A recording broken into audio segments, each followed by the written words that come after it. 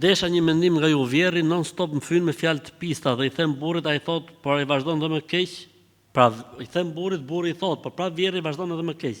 Duke më quajtur të përdal orospi, jo rospi faktikisht, jo orospi, por rospi. Stak për Allah çar kafshësh.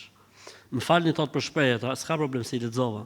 Desha nga ju thot si të veproja, kam gjynan nëse ai kur hyn në dhomë unë të dal ose ku të jetë prezent mos t'jem, se kam frikë se mos hyjnë gjyna. Ju lutem përgjigje se më të vërtet çdo ditë frikohem dhe në shtëpi të ri. Zoti shumë, burri thot non stop, burri i thot non stop të mos sillet ashtu, po ai prap vazhdon. Unë dua një mendim nga ju, tha kam gjyna që nuk i flas as pak dhe çdo ditë ri me stres, se këtu na ku jetojmë me denoncu na kapën gazeta. Po unë për vetë do të jem më rahat shpirtërisht. A kam gjyna, mos kem kontakt as pak, edhe pse jetojmë në një shtëpi. Hiç fare mos ki kontakt me kafshën. Me kafshën që ka qelluar në këtë rast tjetër vjerri jot, mos fol fare, as mos i përshëndet as lloj gjë hiç. Hiç fare, je në rregull.